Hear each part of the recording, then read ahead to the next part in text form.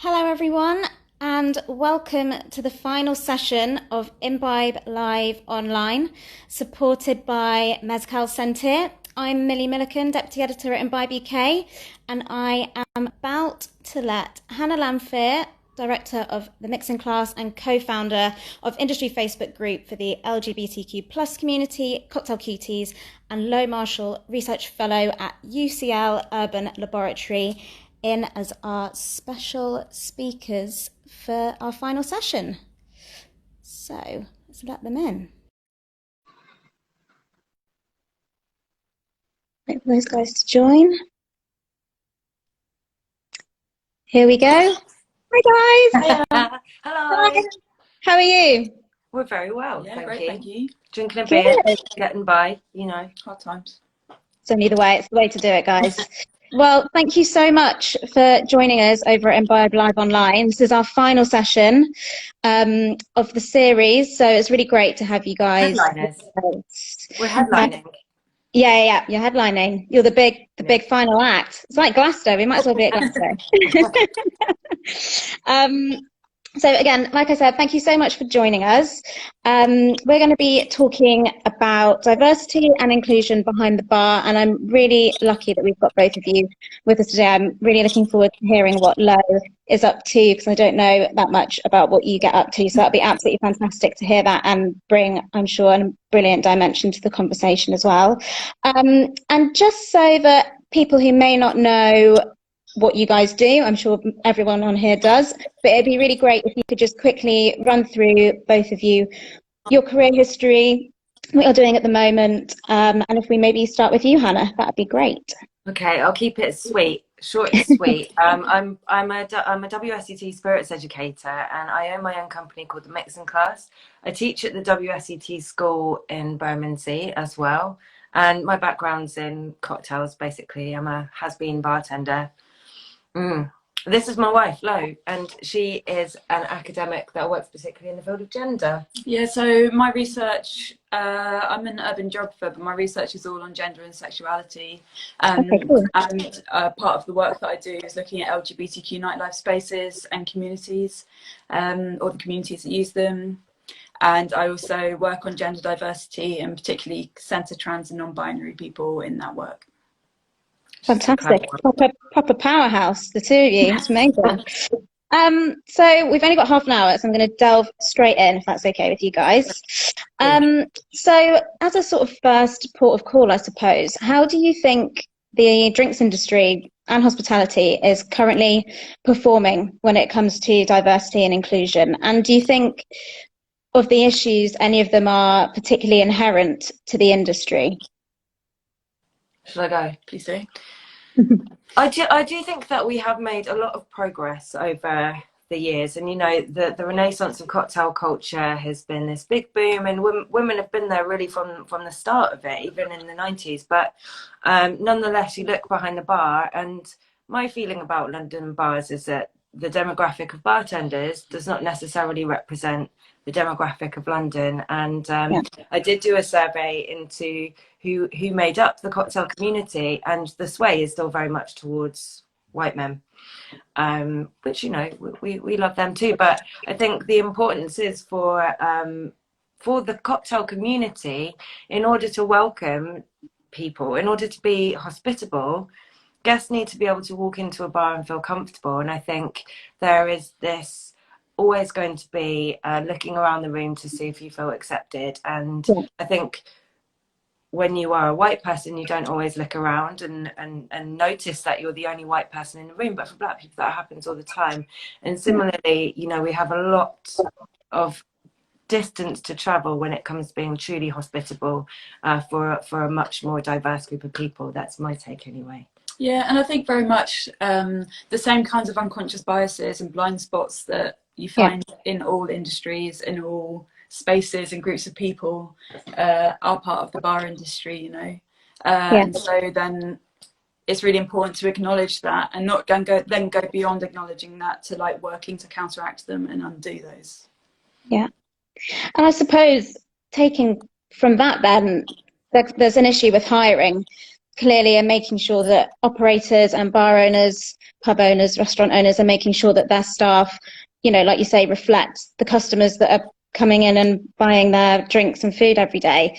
What do you think employers need to do to ingrain that into their company ethos, that isn't just a kind of, you know, catch-all statement that says, we promise we'll do this, and then it's ignored and, you know, nothing's done about it? What do you think is the next step for employers in order to make sure that that does happen? You want me to go? Yeah, please. It's my feeling that you can make token diverse hires, but that does nothing for the person that you're welcoming into the bar team. You know, you need to hire diversely and celebrate that diversity among your team.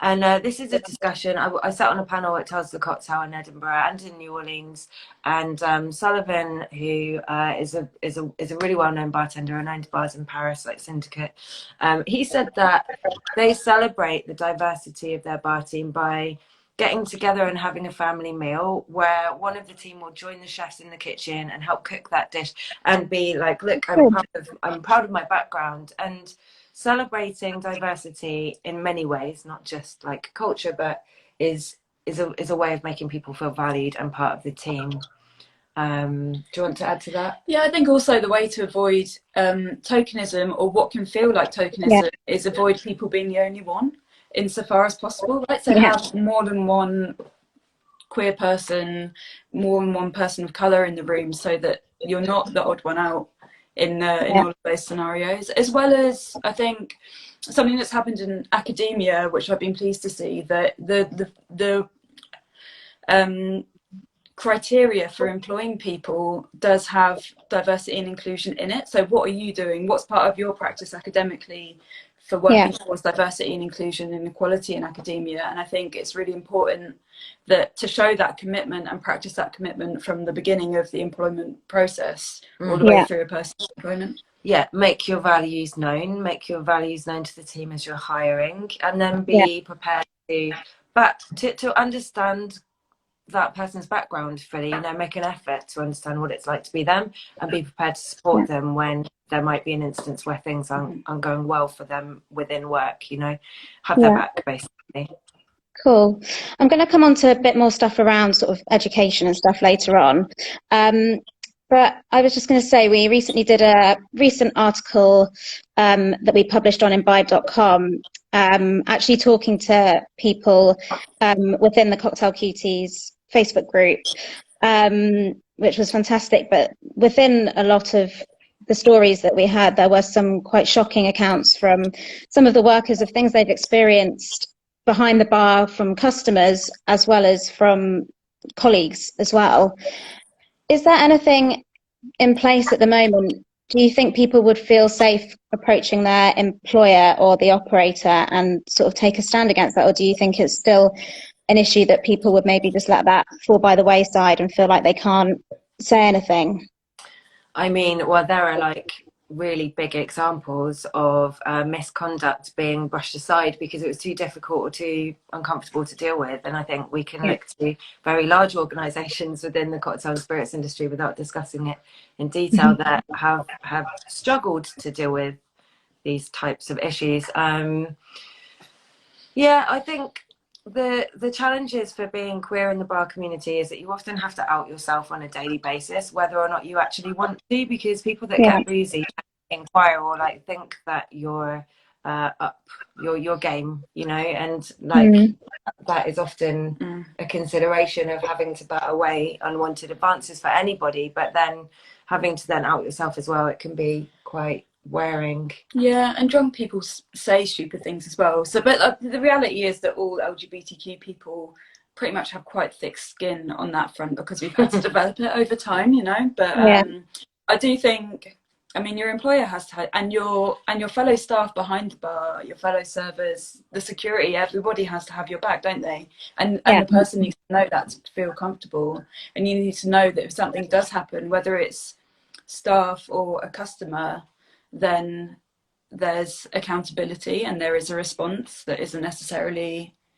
brushing it under the carpet if that's what's needed. Yeah, and you've said like making it really clear to people that there's zero tolerance of when these things go wrong. You know, like you cannot practice a culture of hiring for diversity and celebrating people if you then don't stick up for them when things go tits up. Yeah, I think it's increasingly common in LGBTQ spaces in London, and actually this has kind of been a practice for quite a while in our community, of just really clearly stating, so like as you go in, there's a zero tolerance policy on homophobia, biphobia, transphobia, racism, sexism, and so on. So it's just very clearly stated to all customers and staff, and then, you know, it doesn't solve everything, but I think it is a step, and then that also has to be enforced, right?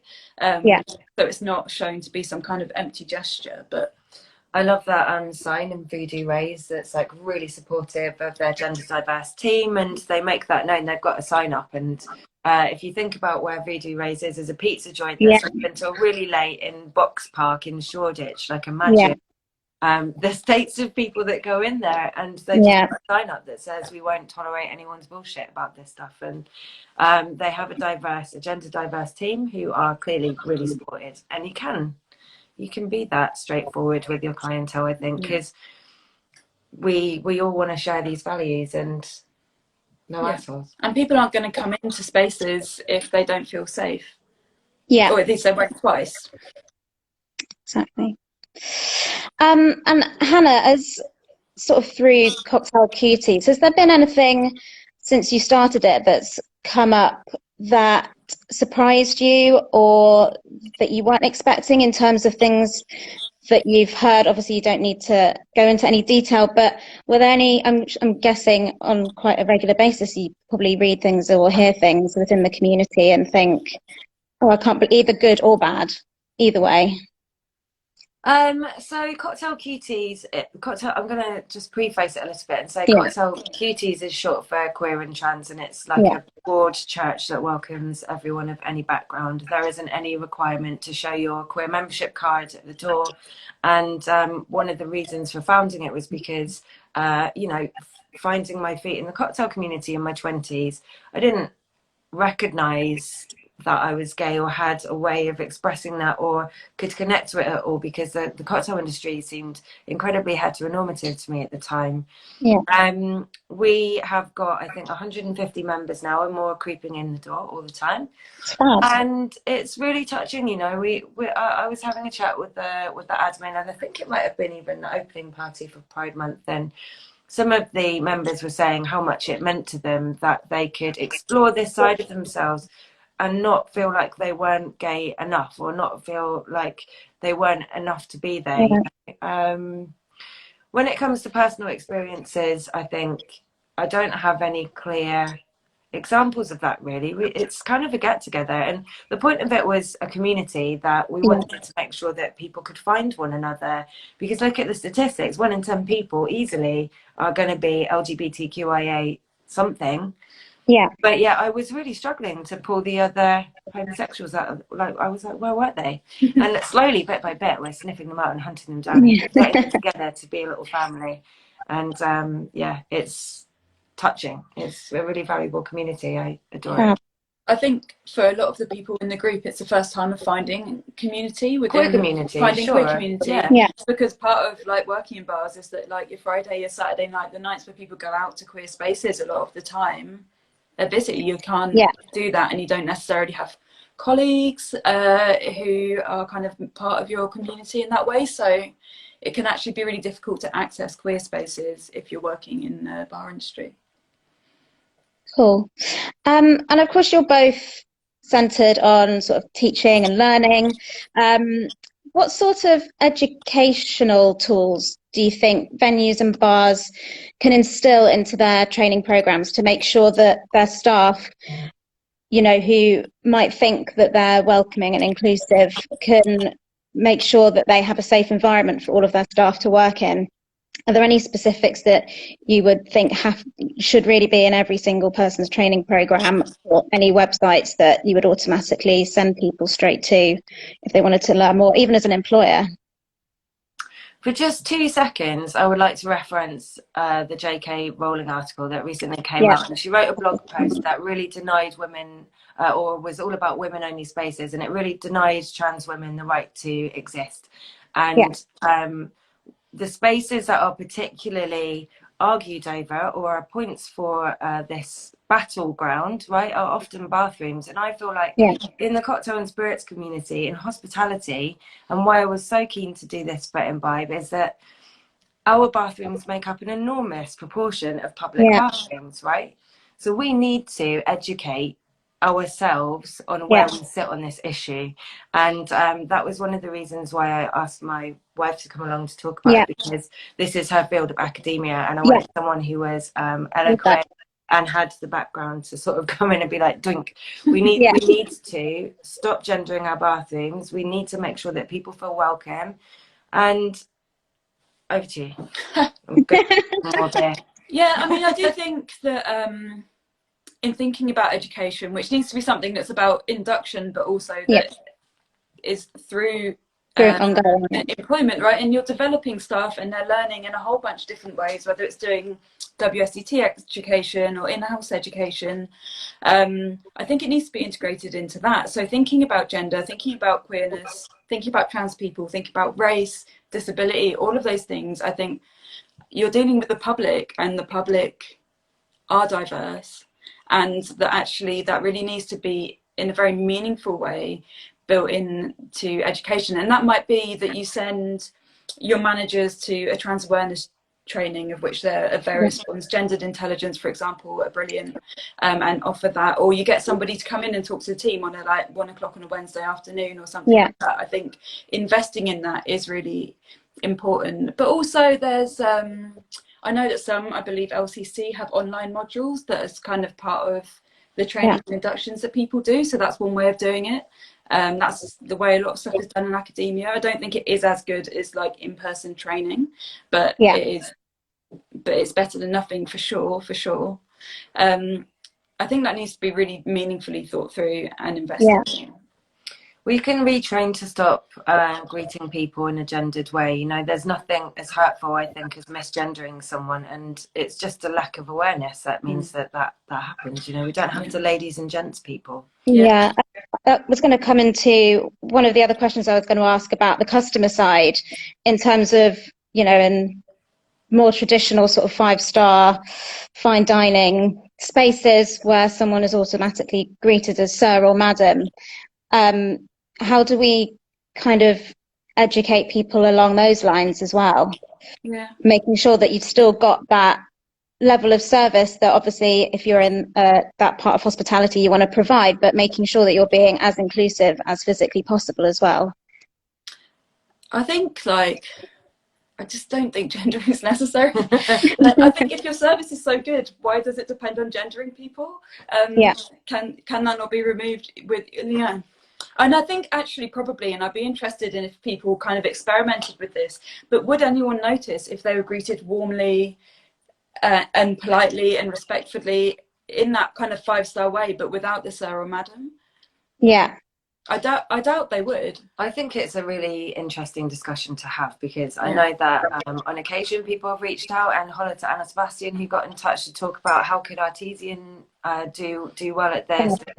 And, this topic is ready for a discussion. Like, how can we take out some of these ingrained 5-star feelings towards gender and start being more inclusive? And it's a very important and pertinent topic for now, because more and more people are rejecting gender binaries.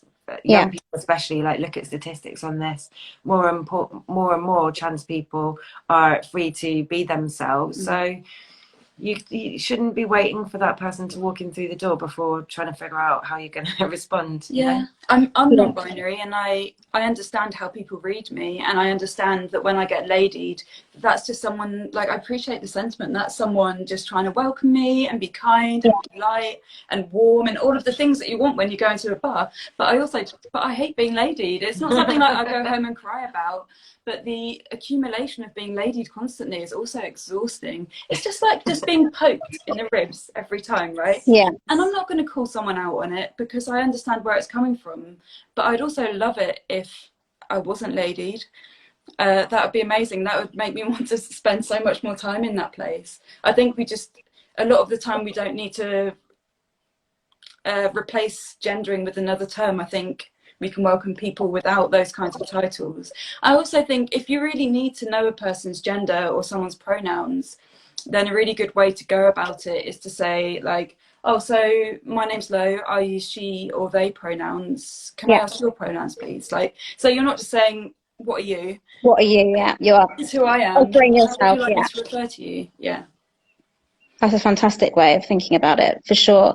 And I think a couple of things that came out of the article again was people who worked in those 5-star establishments who, you know, are non-binary, and they're thinking, you know, I'm expected to call someone sir or, you know, madam, and I find that uncomfortable because I don't identify like that. So I think it's definitely a really interesting conversation to have. I was just thinking then, Hannah, when you were talking about the spaces and specifically about the toilets, in terms of sort of private members clubs as well and restaurants and things in there, I don't know whether you've got any idea how those more sort of traditional clubs would deal with a situation either from an employer side or a customer side when it comes to being inclusive. I certainly haven't heard any groundbreaking things recently, but I'm not sure whether you know from your knowledge if there's anyone doing amazing work out there.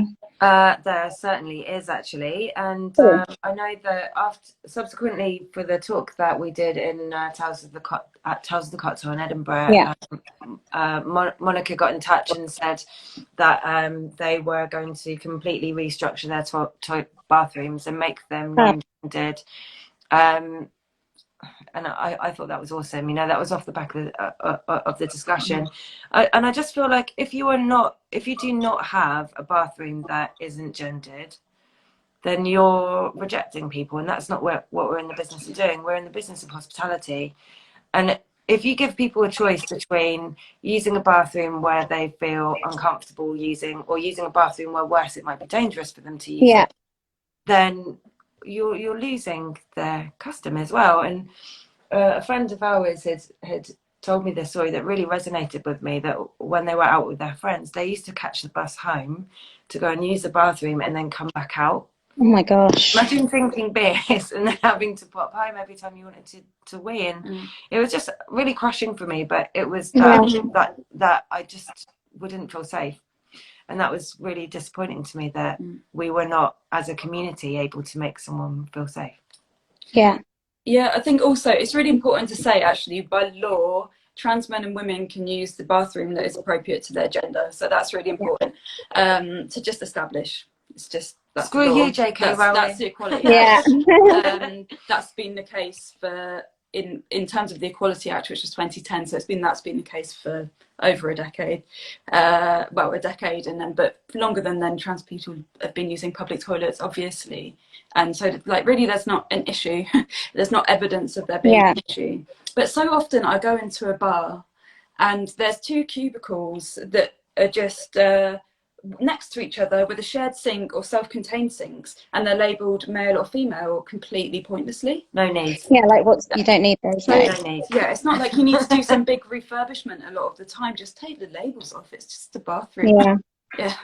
Yeah, I mean, I've seen that really recently, actually. It just crushes me every time, because you don't need to exclude, like, you didn't have to do that. And it's better for everybody. You could have just put a sticker saying bathroom on there. I think I hear this argument that it can be unnerving if there's urinals in the room, and I think that maybe as an industry we can think about putting urinals in cubicles so people feel comfortable, right? Because let's be honest, I don't want to see a ween. You? Not by surprise. No, I left that behind a long time ago. So I don't want to see it. And I can understand people having that viewpoint, but you can list what's inside bathrooms. You can make private spaces of those particular amenities. So there's just no need. There's no excuse. There's a lot of ways around it, and one way is to say this bathroom is all cubicles. This is cubicles and urinals.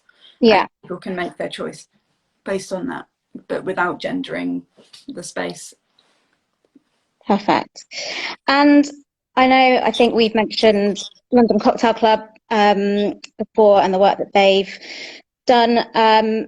If there was someone out there watching this who thinks, right, I really want to, look at a venue and sort of really talk to them and find out what they've done and try and instill all the initiatives that they've done, is there anyone else that you can think of that you would really champion and tell people to maybe get in touch with and have a chat? There are definitely organisations that can help a business with how to be inclusive.